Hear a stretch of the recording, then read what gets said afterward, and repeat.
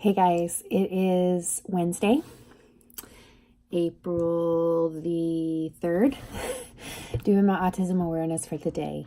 I wanted to talk about going along with the question of what do we do when there are tantrums in public. But that's not the question I'm actually answering today. The one I wanted to answer is, today I had a friend of mine call me, my best friend, and say, hey, we're going to the park today. It's spring break. Do you guys want to meet us? We're having a picnic lunch and going with another mom and her 2 kids. And I said, sure. And so we grabbed some food and I grabbed the kids and I took them to the park. To do something like that, I had to have a backup plan. I had to have a backup plan and a backup plan for my backup plan. And what that means is that there's going to be one or several kids that get overwhelmed, depending on how long we stay. I also learn through the years, how to read my children to see when they're getting to the point where they're going to be done with either the situation or the people they're with. For Hunter specifically, I need to have some way for him to, when he's done with the situation, and I was really proud of Hunter today. He pushed himself, and we were at the park for a very long time, at least 2 hours. And he played baseball for a little while with everybody, and then he played on the swing set for a little while. There was one time where he was having a hard time with the swing, and he didn't freak out, which was really good. He played well with others for the most part, and then it got to the point about an hour and a half in that Hunter was done. He was tired. He was hot. We had been getting sunburned. So he walked over, and what I had done is I brought our iPad. It's just my backup plan with Hunter, because if Hunter is having a hard time with his surroundings, you got to think your eyes are up. You're seeing the park and all of the light from the sun, and he was just getting very sensory overwhelmed, and he was done. But instead of freaking out, Hunter came and he picked up the iPad, and I opened up the drawing app, which he really enjoys to draw on the iPad and both on paper. So for Hunter, it takes his focus from up here to down here. And so he spent a half hour drawing on the iPad and really enjoyed himself. And the other mom, my best friend that was with me, knows Hunter very well.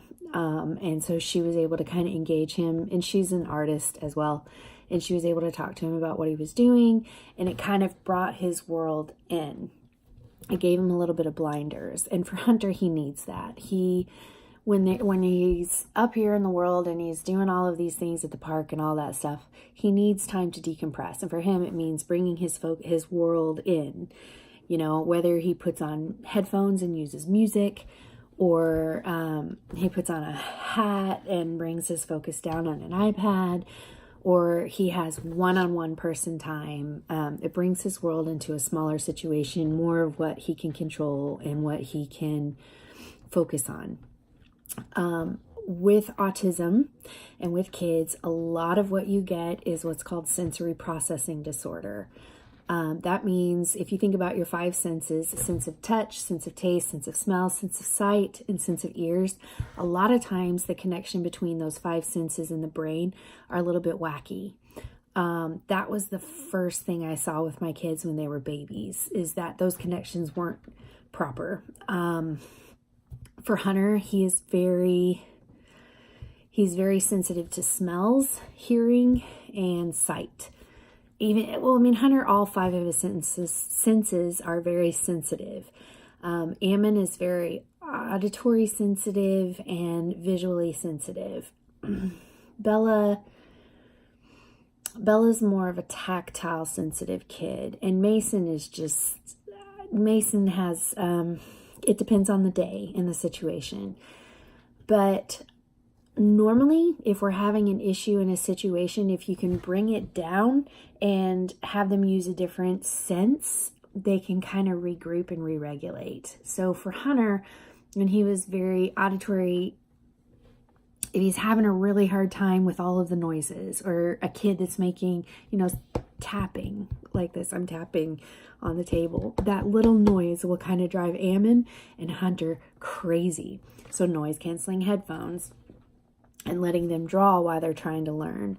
Or if you have them use a different sense of those 5 senses that's bothering them, a lot of times they can re-regulate. If you're going somewhere like a Walmart, I mean, I got to speak to Temple Grandine at one point, and I went to one of her seminars, and she says, if you want to know if your kid has sensory issues, take them to Walmart. And that is incredibly sensory overwhelm.